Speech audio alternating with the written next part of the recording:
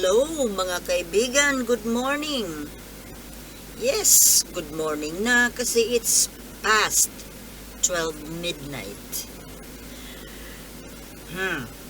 Ang dami kasing dapat pag-usapan at saka inaalala ko baka mag-brown out na naman bukas, sayang yung Saturday kasi naka-rest yung karamihan po sa atin at may chance na manood ng videos ng gusto nilang panoorin.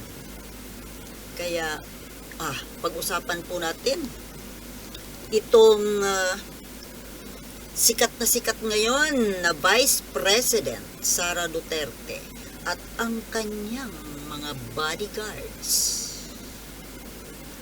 Alam nyo ba na ang bodyguards pala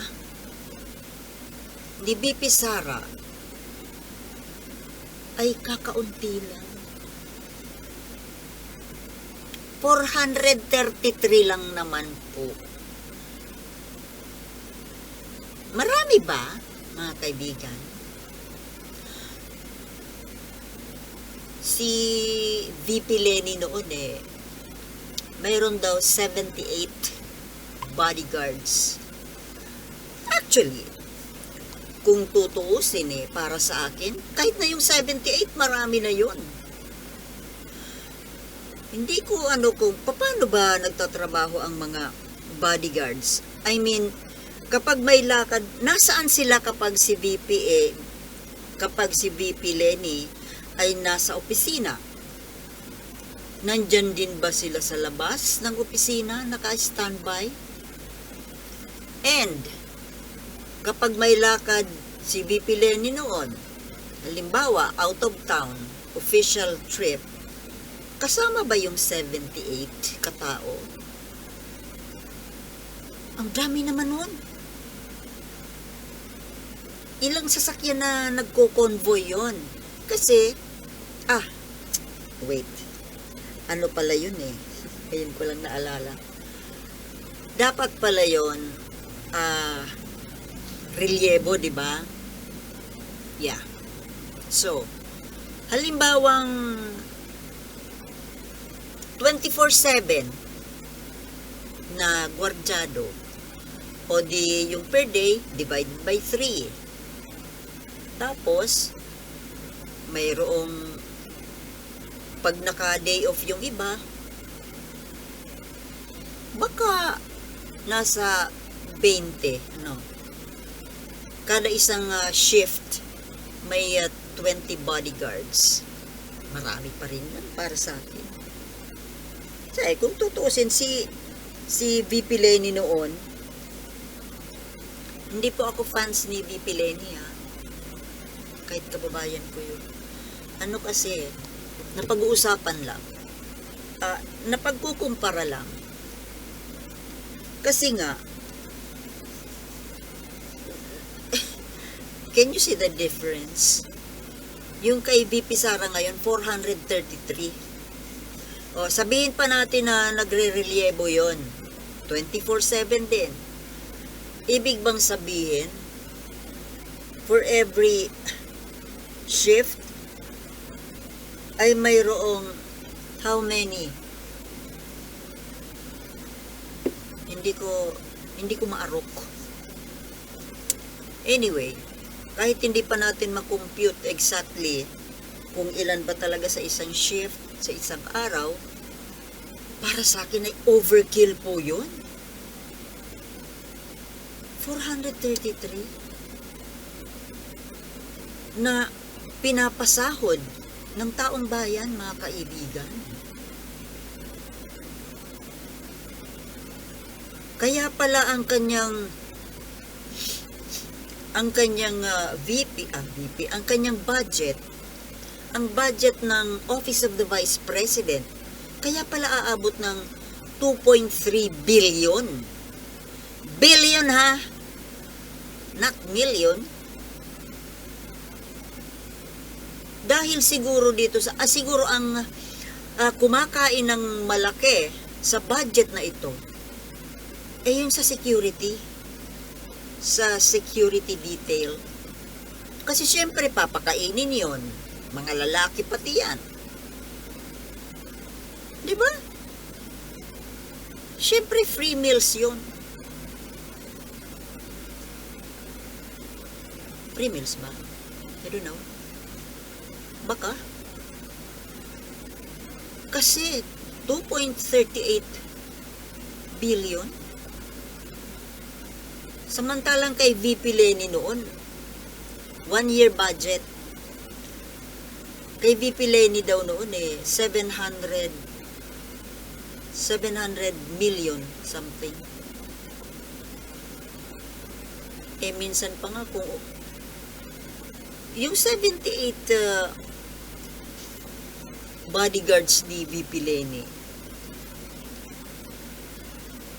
kailan ba nag-work yung tuwing office hours lang kaya ni VP Leni? Kasi minsan uuwi yun ng Naga City, nagbabas, walang kasama. O,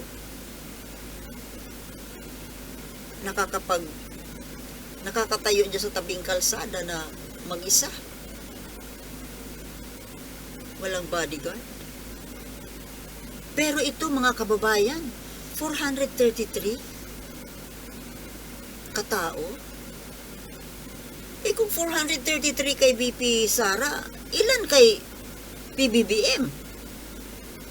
Doble kaya? Karami? My goodness! Ewan sinisearch ko, ginugoogle ko kung saan ko makikita yung kung ilang bodyguards. May nakakaalam po ba sa inyo mga kababayan kung ilan ang bodyguards ni PBBM? And of course, the family. Diyos me, sa bodyguard na bodyguard lang mamumulubi na po ang bansa natin yan. Bakit naman kasi kailangan ng ganong karaming bodyguard? Bodyguards. Ganon kalaki ang threat? Parang isang batalyon ng sundalo na para bang sasabak sa gyera? Ganon?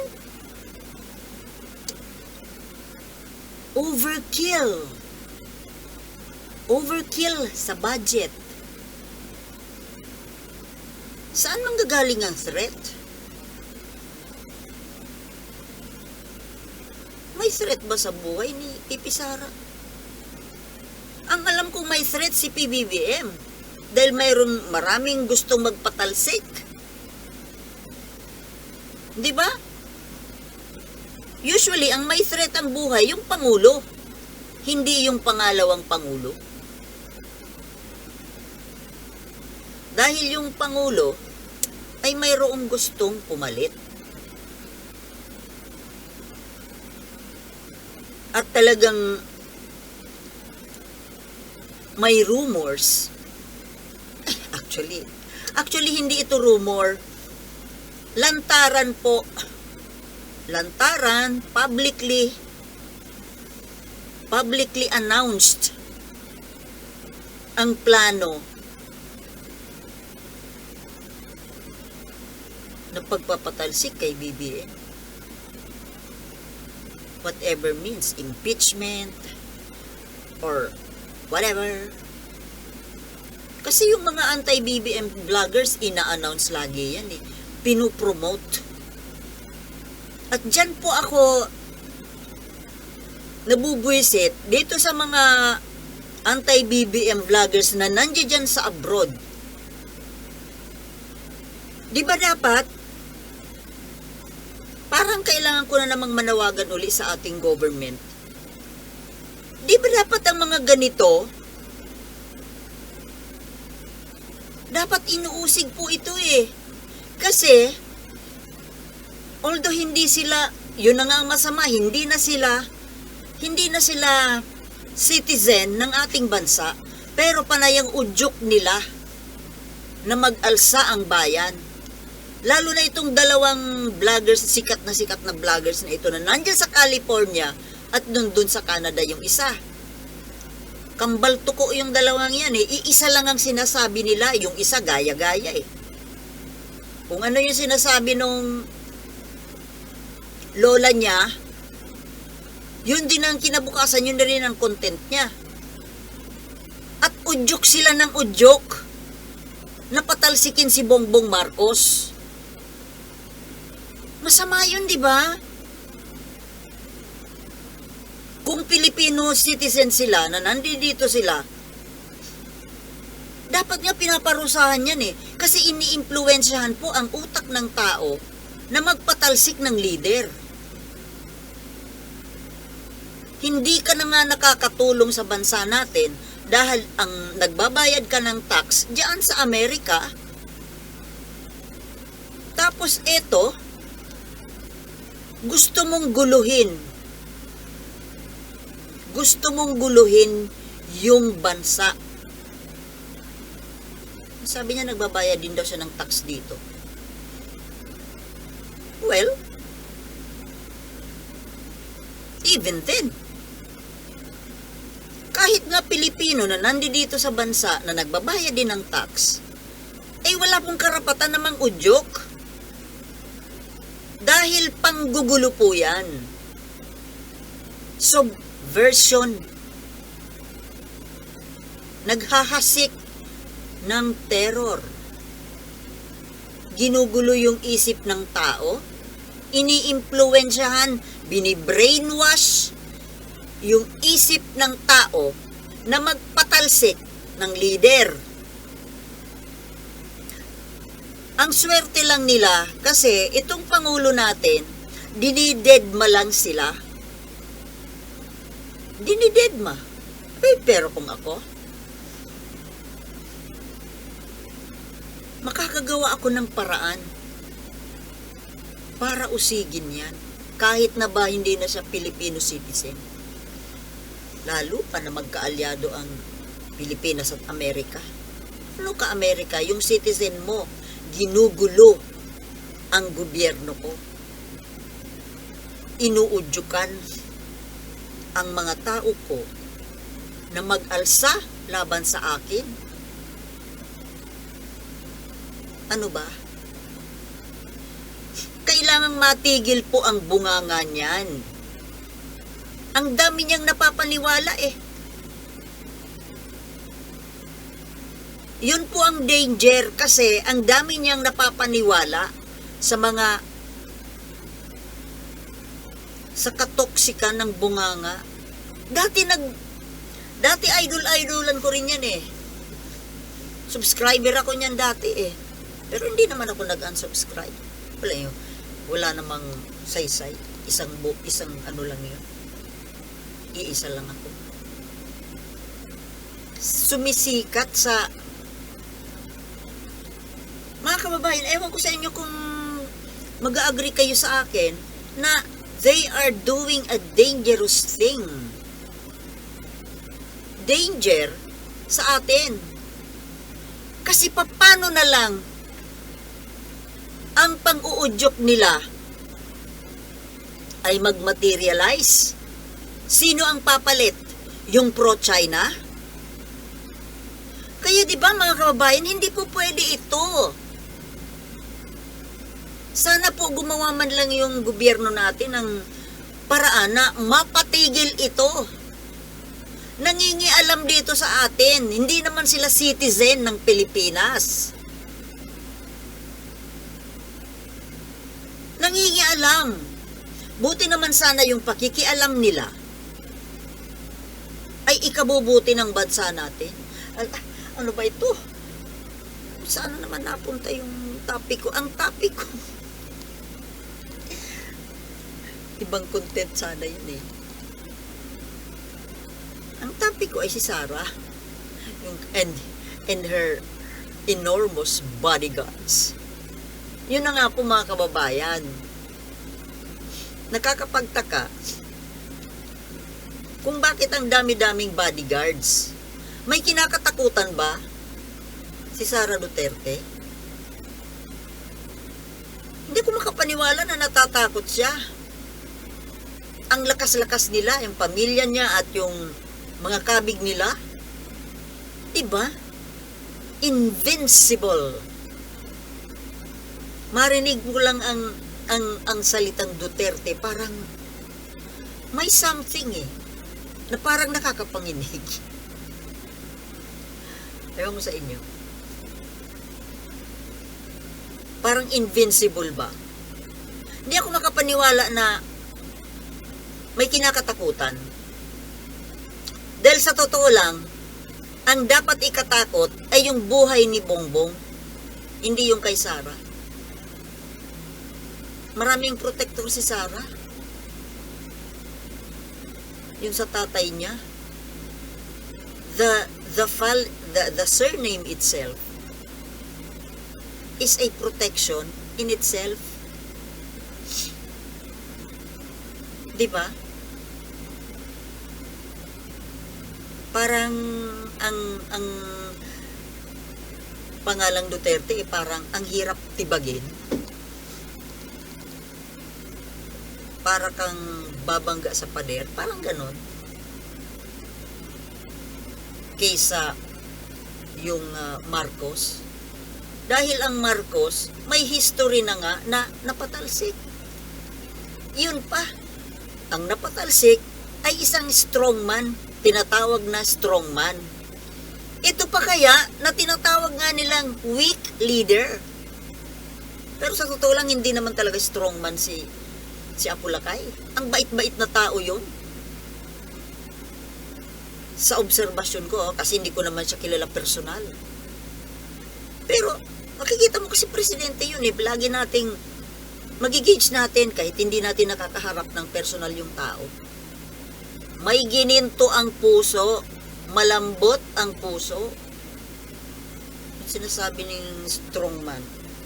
Kung strongman yon, di pumayag na sana yung nabombahin yung EDSA.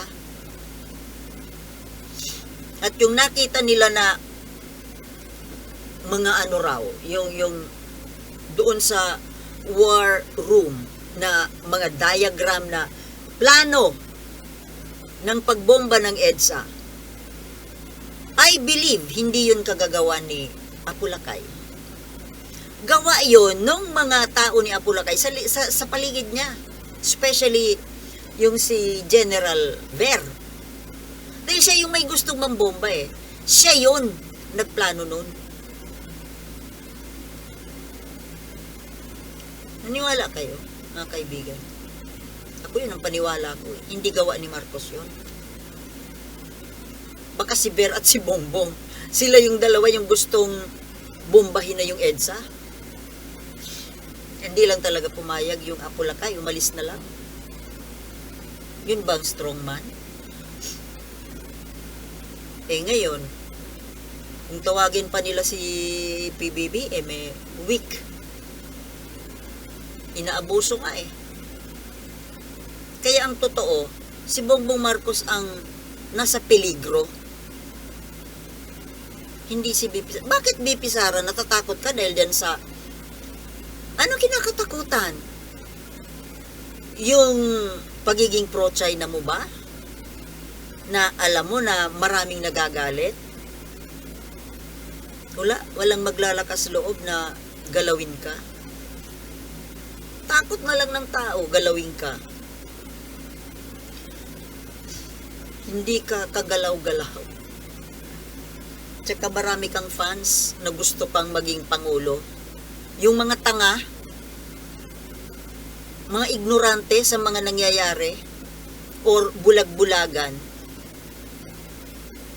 Mga bulag. Ang pagiging bulag sa katotohanan, pampahamak yan sa bayan.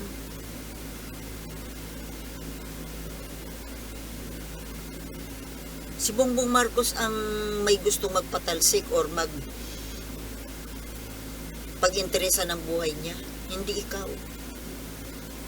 Ano my goodness, 433 na bodyguard. Gaano karaming bodyguard yun? Parang sobrang OA naman yan. Ang yaman-yaman natin, ng bansa natin, para mag-bodyguard ang isang government official ng ganung kadami. Imbis na ipadala yan doon sa mga habulin yung mga rebelde, bakit bubuntot-buntot yan kay BP Sara? O papagbantayin doon sa West Philippine Sea? Doon ang nangangailangan ng bantay, hindi dito. Nyatang yan. Ano yan, prinsesa?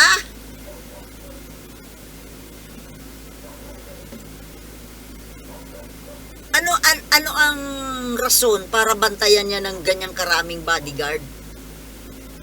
Ang yaman-yaman ba niyan? May gusto bang dumukot? Kidnap for ransom?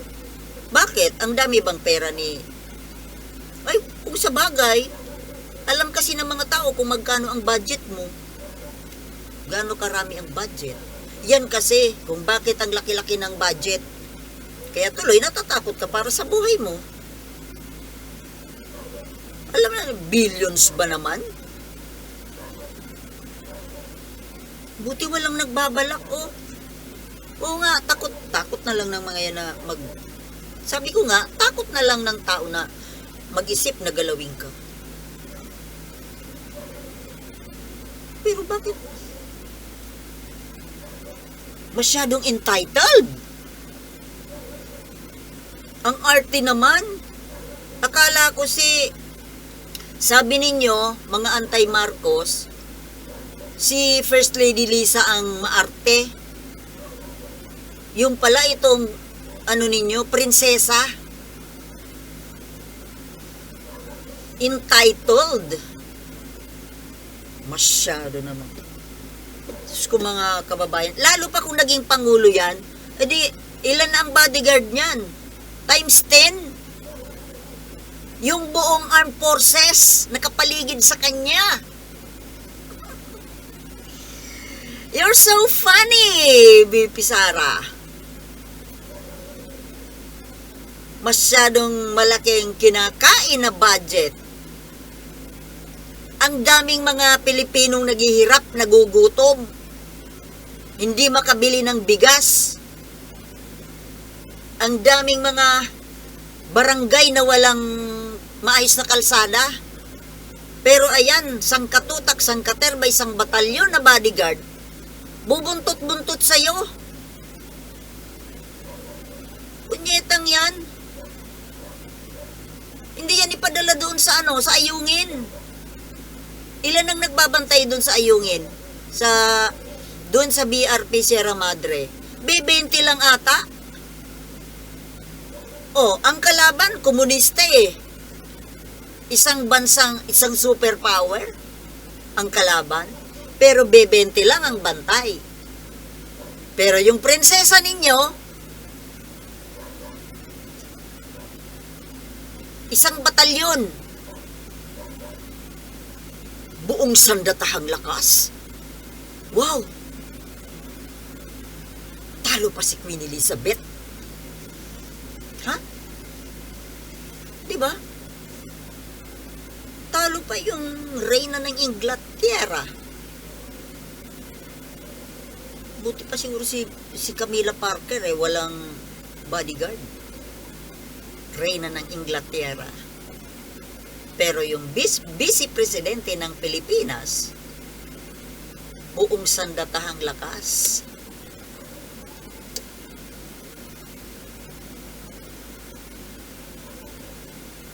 Pero siguro kung naging pinagbigyan ito ni PBBM na maging Secretary of National Defense,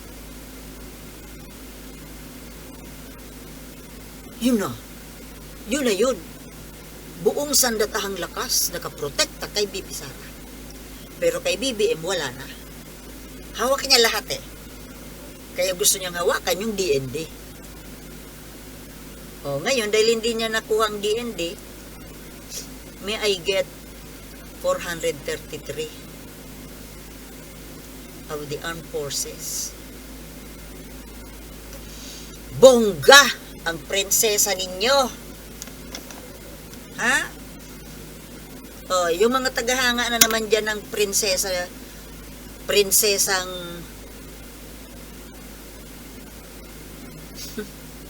ano yun, yung prinsesang sa Prinsesa Sarah, 'di ba? Yung noon si Camille Prats, ano ba yun? Limot ko na eh. Basta may magbabash na naman sa akin dyan. Sasabihin naman, tumigil ka. Ikaw ang tumigil sa kakapanood sa akin. Wala kang pakialam sa mga sinasabi ko. Dahil channel ko ito. Yung gustong makinig, makinig. Yung ayaw, chuchu. Hindi naman ako nagkakapera sa iyo eh. Kasi i-skip mo naman yung mga commercial ads ko eh. 'Di ba? Wala nga akong kinikita dito sa pagbablog ko eh. Kasi ang kinikita ng vlogger, commercial ads. Eh kung ini-skip mo yan, edi wala akong kita. Namumuhunan lang ang vlogger, walang kinikita kay YouTube.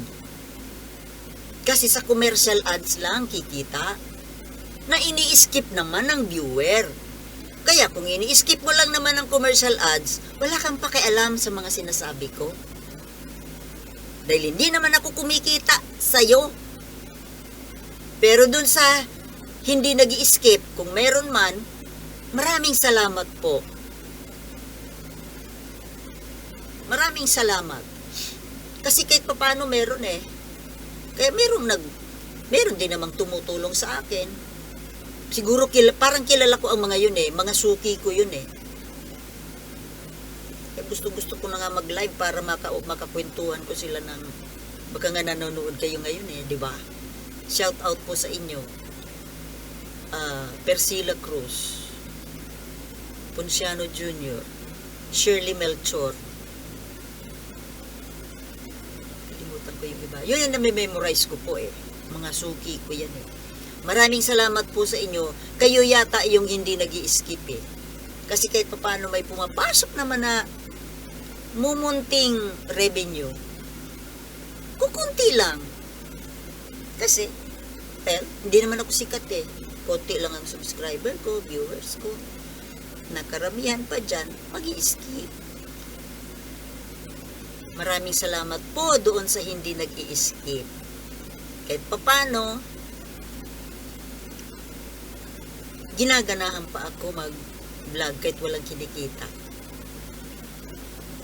Eh syempre, gusto lang naman natin ipahayag yung mga discontent, yung mga kung ano-anong mga kabalbalan, 'di ba? Sana nga eh nakakausap po kayo ng live eh. Paano kaya ako magla-live? Wala akong maayos na gamit. Wala akong katulong. Ako lang. Hindi naman ako techie. Kaya nga wala akong maipakitang yung nabasa ko lang. Kung paano ko nabasa, ikwento ko lang. Yung sa mga napanood ko naman, mag-aano lang ako. Mag-agree or hindi. Bueno, ang haba na nito. Sa totoo lang, baka wala nang nanonood sa akin eh. Hindi naman tinatapos eh, di ba? Kaya, paalam na lang sa kung sino man ang nandyan pa. Okay? Maraming salamat na lang po kung sino man ang nandyan. Shout out na lang sa natitirang kung ilan. Thank you very much and see you next time.